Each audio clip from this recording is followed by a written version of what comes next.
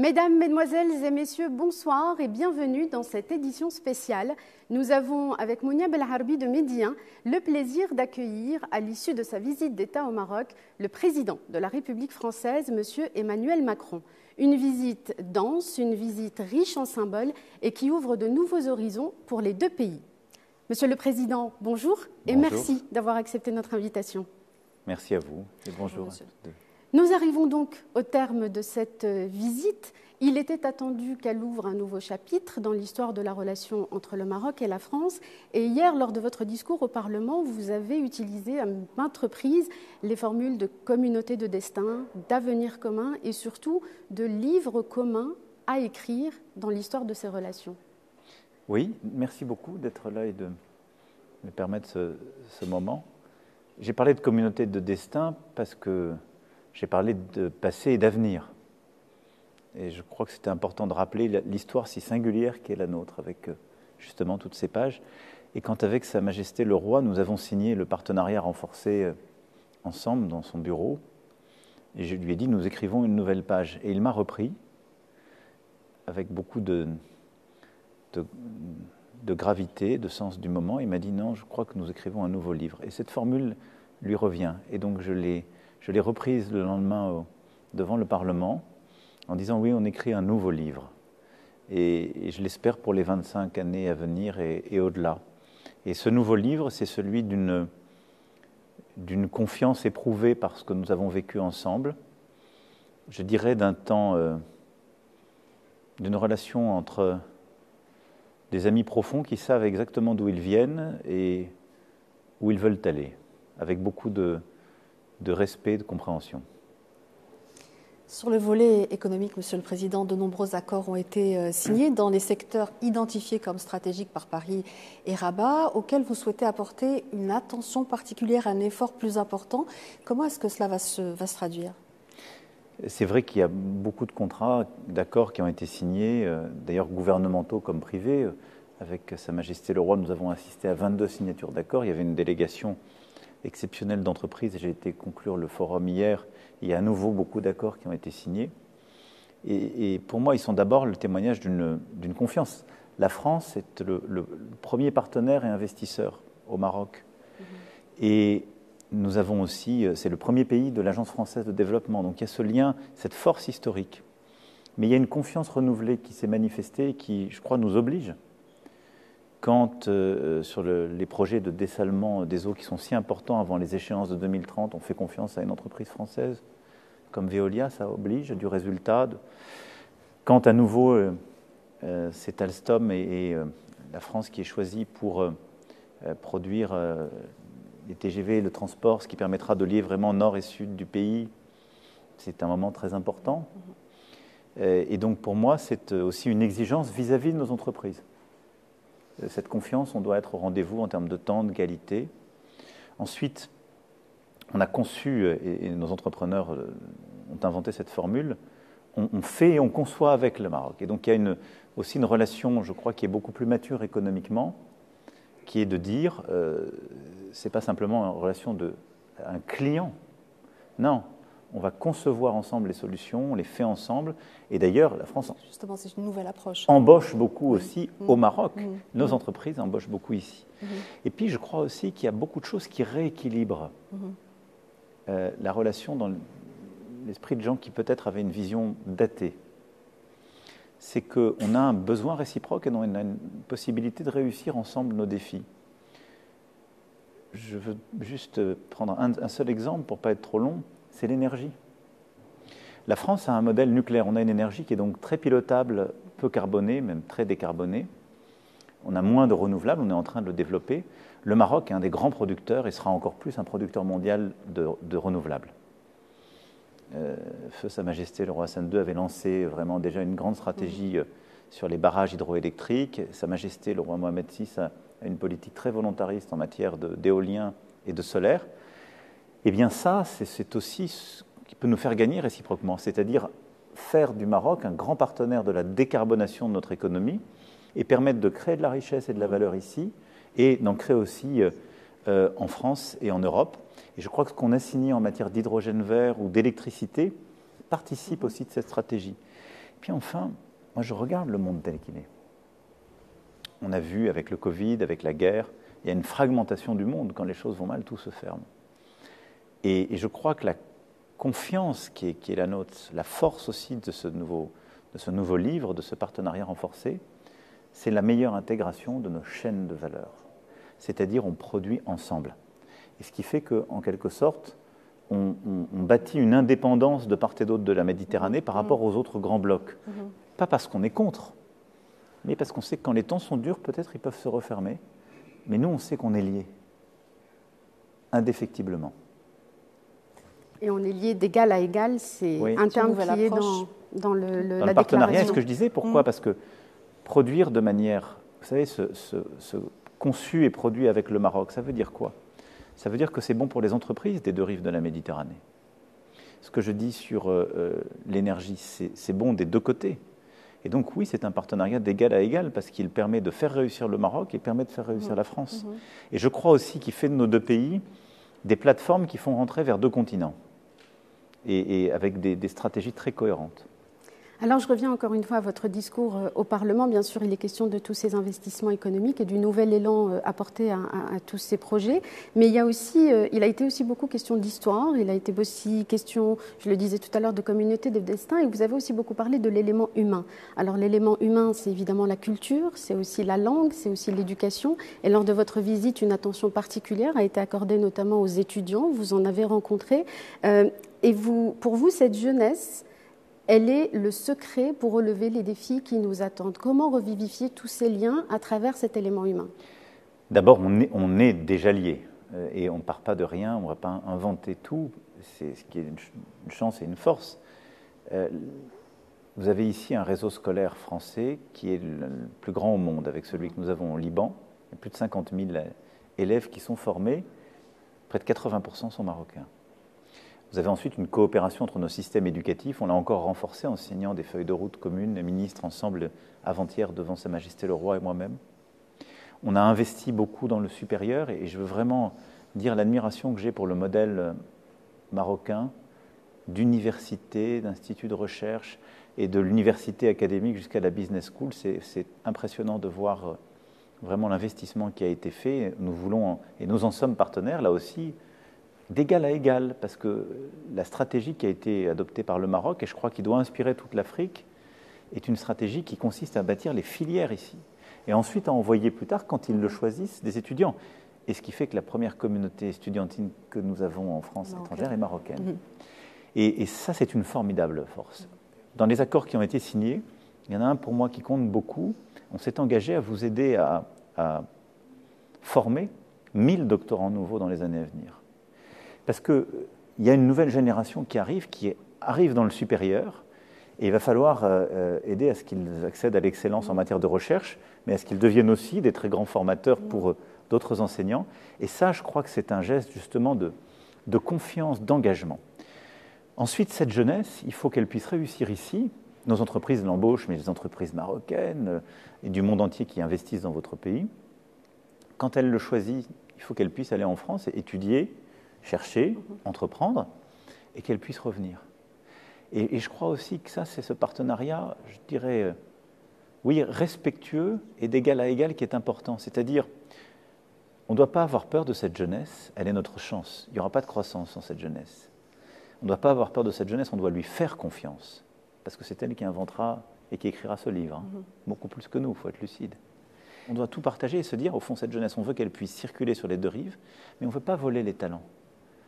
Et moi, j'ai été frappé, c'était dans une discussion qu'il y avait hier dans un panel, je crois que c'était le directeur général d'Atijari Wafa Bank qui disait on veut garder les talents chez nous qui restent. Il a été acclamé par on sentait que chez les entrepreneurs. Et il a raison. Et il a raison. Et donc la France va être un partenaire de cela. Donc oui, moi je crois beaucoup dans la jeunesse française et marocaine et binationale, parce qu'il y en a pas mal.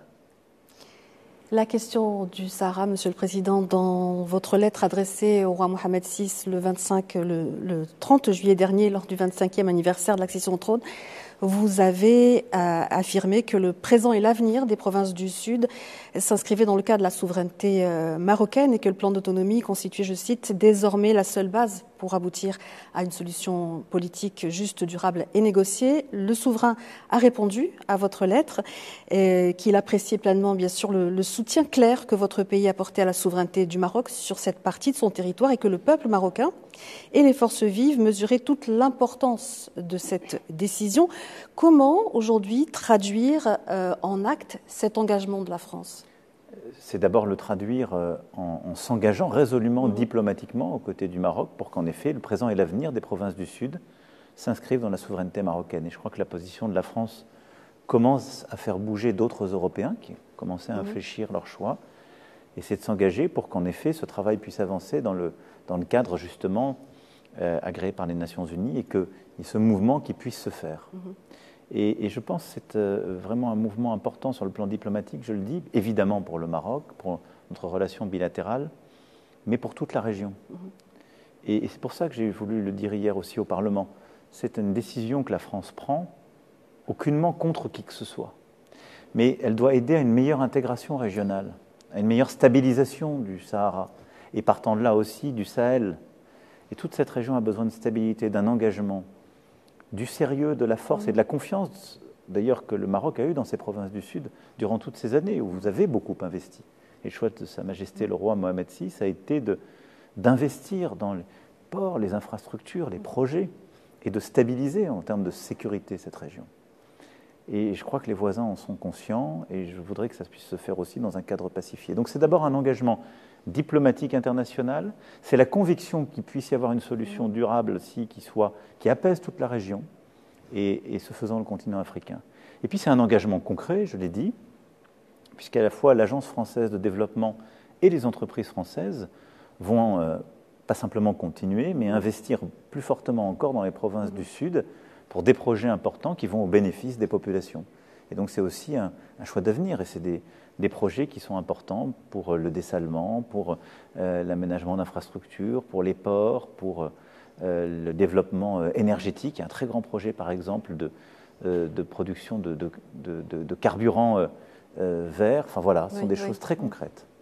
Des secteurs stratégiques aussi. Alors, vous avez évoqué le fait que le Maroc était un passeur vers l'Afrique, et le développement de ces provinces du Sud que vous venez d'évoquer sous leadership royal est important pour toute l'Afrique atlantique. On rappelle que l'Afrique atlantique, c'est 23 pays, c'est 70% de la population du continent, c'est 40% du commerce interafricain, c'est dire l'importance de cette zone. Et le souverain marocain a lancé l'initiative royale atlantique qui vise, en désenclavant le Sahel, et je cite son discours du 6 novembre 2023, à l'occasion de l'anniversaire de la Marche verte, qui vise à consolider la sécurité, la stabilité et la prospérité partagée dans la région. Et vous avez déclaré que vous saviez pouvoir vous inspirer de l'action du Maroc au Sahara et au Sahel. En quoi cette action et cette initiative royale sont inspirantes ? Alors cette initiative, en effet, fait partie des éléments qui permettent de désenclaver, de mieux intégrer. Je pense que l'Afrique, vous rappeliez les chiffres sur la partie atlantique, mais l'avenir du continent africain, c'est évidemment une priorité pour les Africains, mais pour les Français, pour tous les Européens. Parce que ça va être, dans les années qui viennent, les décennies qui viennent, 50% de la croissance de la population mondiale. Et donc, c'est un continent qui aura une jeunesse extraordinaire. La clé, c'est de lui donner des opportunités. Et donc, si je puis dire, sur la base du modèle que vous portez, de pouvoir tirer les systèmes éducatifs, de pouvoir ensuite avoir des modèles durables et donc créer du développement économique, stabiliser les agricultures, ce qu'on a discuté ce matin, et derrière aussi avoir un modèle écologique et numérique qui permette justement d'épouser cette modernité. Pour ce faire, le continent africain, il a besoin de désenclavement, partout. Et donc c'est pour ça que nous soutenons toujours les initiatives, par exemple, d'unité monétaire et commerciale renforcée au sein de la CEDEAO. C'est aussi pour ça qu'on a fait ce mouvement historique il y a quelques années de complètement changer la logique du monétaire de la région et permettre qu'elle s'ouvre, qu'elle crée de nouvelles devises et que ça circule. Et je pense qu'à cet égard, la vision de Sa Majesté le Roi d'ouvrir, de désenclaver les pays qui n'ont pas accès à l'océan et de leur permettre d'avoir accès à cet espace à la fois de pêche et de commerce inédit est une très bonne chose. Et je pense que ça crée de la coopération transfrontalière, de l'intégration régionale. Mais au-delà de ça, quand j'évoquais la force du Maroc sur ces sujets, c'est une capacité d'influence politique, c'est une crédibilité sécuritaire, et c'est aussi une influence culturelle, religieuse, qui, je le crois, peut jouer un rôle très important dans le Sahel, dans la région du Golfe de Guinée, compte tenu de l'histoire, compte tenu de la profondeur historique et de la légitimité du régime. Et je crois vraiment que c'est un point important. Et je le dis aussi parce que dans la manière que je veux que nous ayons d'appréhender le continent africain, c'est aussi un partenariat d'égal à égal, et le faire avec des pays en qui nous avons confiance et qui ont confiance en nous, c'est une manière de complètement repenser la relation à tout le continent africain. Et c'est ça ce que je veux faire. Alors, autre dossier qui nous lie, la gestion des flux migratoires. Vous avez donné beaucoup d'espoir en parlant de la construction d'un agenda global dans ce domaine. Est-ce que vous pouvez nous en dire plus? Oui, c'est simple. Vous savez, sur ces sujets qui sont si complexes et si intimes, parce que je sais ce qu'ils représentent pour beaucoup de familles, en particulier des familles qui vivent d'un côté l'autre de la Méditerranée, qui ont leurs enfants qui étudient, une partie de la famille en France, l'autre au Maroc. C'est des sujets qui sont sensibles, intimissimes, familiaux. Et si on a des idées qui sont trop rapides et frustres, en fait, on blesse tout le monde et on n'est pas efficace. Nous avons confiance dans le Royaume du Maroc, son fonctionnement, et je crois qu'il y a une confiance réciproque. Et donc, qu'est-ce qu'on veut faire? On veut que la relation entre nos deux pays et plus largement la Méditerranée que nous avons en partage soit un espace maîtrisé. C'est-à-dire un espace où on lutte contre les trafics, mais un espace où on permet aux femmes et aux hommes qui font notre avenir et notre croissance de circuler. Et c'est ça. Et donc, ce que nous allons faire ensemble, renforcer, parce qu'il y a déjà eu plusieurs initiatives, et là où nous avons besoin d'un partenariat encore plus fort, et c'est au cœur de ce partenariat renouvelé, c'est la lutte contre l'immigration clandestine et les passeurs qui exploitent la misère.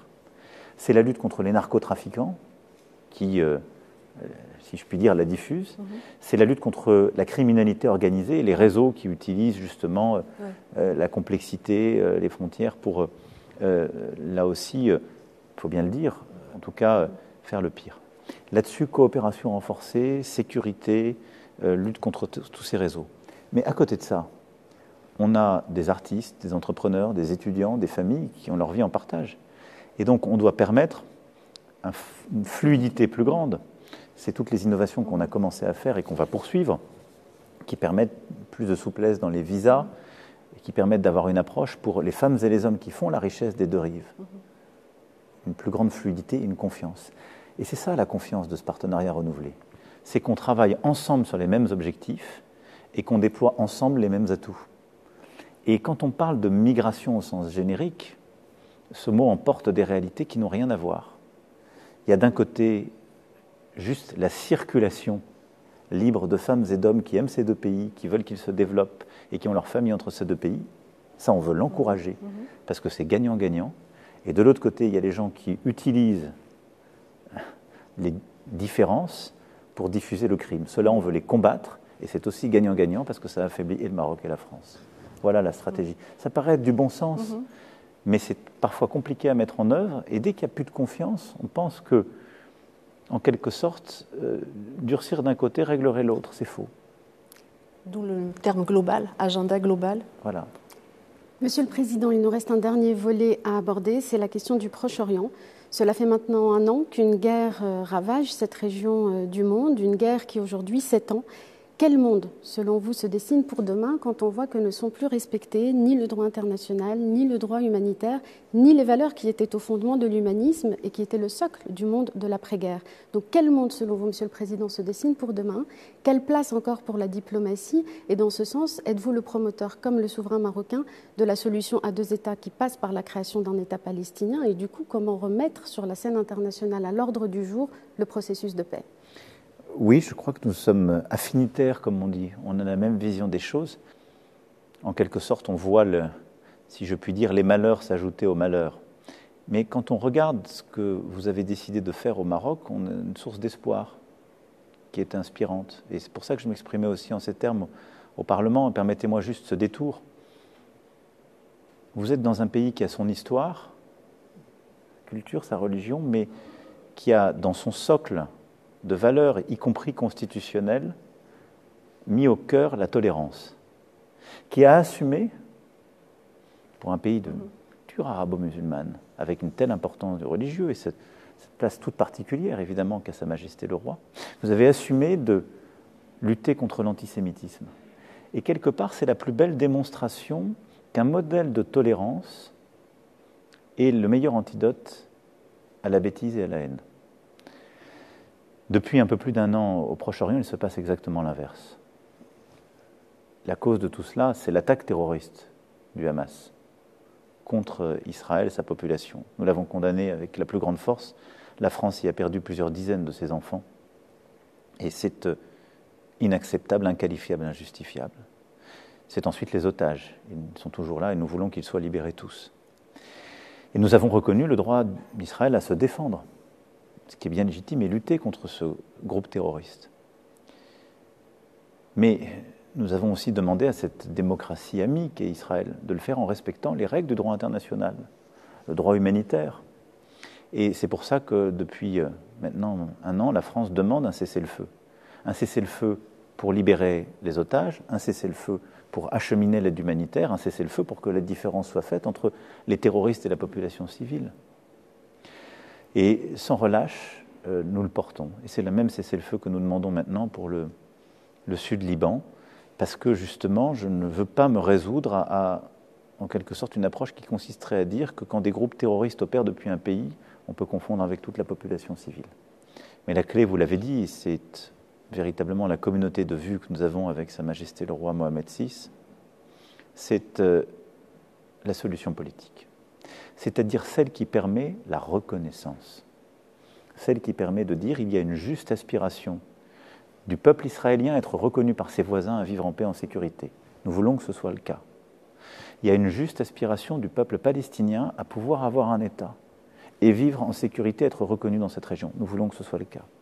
Il y a une juste aspiration du peuple libanais à vivre en paix, en sécurité, sa souveraineté étant respectée dans la région. Nous voulons que ce soit le cas. Et je pense que nous n'avons pas à choisir entre. Je crois même que ce cheminement politique est le seul qui rend chacun possible. Et c'est ce à quoi nous devons nous employer, et nous continuerons de nous employer. C'est parfois difficile, mais je pense surtout chaque jour, évidemment, aux victimes du 7 octobre, à leurs familles, aux familles d'otages, aux victimes à Gaza, aux victimes au sud Liban, et c'est pour eux aussi que nous devons essayer ensemble de bâtir cette paix. On arrive au terme de cet entretien. Monsieur le Président, merci beaucoup d'y avoir consacré du temps avec nous. Une petite question loin de la politique pour terminer. Vous avez passé 3 jours au Maroc. C'était dense, c'était émouvant. Il y a eu des moments très forts. Qu'est-ce que vous emportez du Maroc avec vous? Quels sont les moments qui vous ont peut-être le plus touché? C'est dur de dire ça parce que ça impose de choisir. Oui. Non, vous l'avez dit, c'était un agenda intense, très fort, avec beaucoup de gens croisés, de séquences différentes. Hier, le dîner avec Sa Majesté le Roi, les moments que nous avons passés ensemble avec aussi sa famille et moments avec les parlementaires, avec les étudiants. Mais je dirais sans doute, est-ce l'accueil et les premiers instants, parce que je crois d'abord d'être accueilli sur le sol marocain par Sa Majesté le Roi avec sa famille était un geste qui m'a beaucoup touché, qui nous a beaucoup touché avec mon épouse et les membres de ma délégation. Et la forme d'évidence qu'il y avait dans ce moment. Et je dois dire, après, tout le long de la route, de voir la population qui était là. On vous a vu très heureux et très détendu. Oui, mais c'était très touchant. On a construit beaucoup de choses pour en arriver là. Et en disant ça, je me dis, il y a une forme de spontanéité, d'élan qui dit l'évidence de notre relation. Mais après, il y a tout ce qu'on va continuer à faire pour l'entretenir. Et donc, je pense voilà aussi déjà à la suite. Mais ces moments étaient pour moi très, très touchants parce qu'ils étaient de cœur à cœur et de visage à visage, si je puis dire. Voilà. Et donc ça ne s'écrit pas. Merci infiniment, Monsieur le Président, encore une fois, d'avoir été avec nous et d'être revenu avec nous sur cette visite. Merci encore. Merci de votre temps et je remercie vraiment, évidemment, Sa Majesté le roi Mohamed VI, mais l'ensemble des Marocaines et des Marocains. C'était très important pour nous. Je ne parle pas que pour moi, mais pour les Françaises, les Français. Cette visite, ces jours et tout ce qui s'ensuit. Voilà, donc merci. Merci à vous. Merci à vous tous et à vous toutes chez vous de nous avoir suivis. Restez avec nous dans un instant la suite des programmes. Très bonne soirée à tous.